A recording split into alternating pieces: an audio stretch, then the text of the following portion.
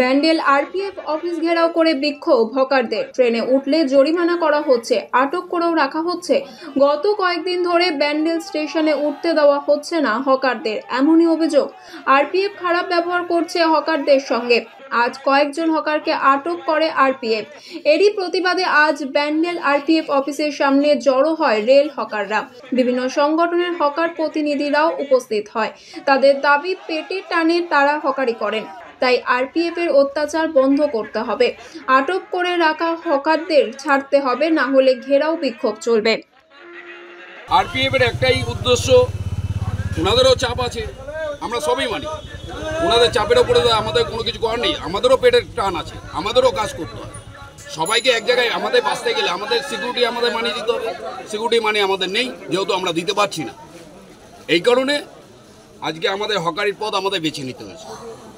এই হকারি করতে এসে আমরা যদি প্রতিদিন এক একটা হকার যদি প্রতিদিন ওই 2 কিলো 1 কিলো ছোলা নিয়েছে, সেই ব্যক্তি যদি ধরা পড়ে, তাকে যদি সকালবেলা ধরে সেই সন্ধ্যাবেলা কোর্টে চালান করে, সেই ব্যক্তি সন্ধ্যাবেলা ছাড়া পেয়ে তার সংসারটা কী করে চলবে? তাকেও তো চালাতে হবে, সংসারটা তো চালাতে হবে।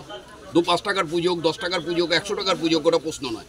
তার সংসার খরচা আছে 400 টাকা, সে সংসার খরচা 400 টাকাটা তুলবে কী করে? সন্ধ্যের পরে কোন গাড়িটা কাজ করবে? এই হচ্ছে ব্যাপার। মাল নষ্ট হয়ে যাচ্ছে, কারো দেখা যাচ্ছে পুরো একদম ফুল নষ্ট। মানে এই নিয়ে আমাদের বিরক্তবোধ, এর জন্য আমরা এই জায়গাটায় ডিপোজিশন করতে এসেছি। ডিপোজিশন বলতে আমরা এইখানটায় একটা কথা বলতে এসেছি। আমাদের 6খানা হকার ভাইকে ধরেছে আরপিএফ। আজকে 20 দিন দিয়ে হকারি বন্ধ আছে এখানে, একটাও হকারকে চাপতে দিচ্ছে না। এনারা বলছে কমান্ডো সাহেব এসছে, চোখা বাবা, উনি বলছেন ব্যান্ডেলে কোনো হকারকে চাপতেই দিব না, বলেছি চোখা ভাইরা। আমরা এখানে বিক্ষোভ করেছি, যখন অব্দি না ছাড়লে আমরা এখান থেকে বিক্ষোভ আন্দোলন করবো। এই বিক্ষোভ সারাদিন চলবে, সারাদিন এটা চলবে, সারাদিন চলবে। কোনো দেখা দেখি নেই, কোনো ইউনিয়ন কালারবাজি নেই।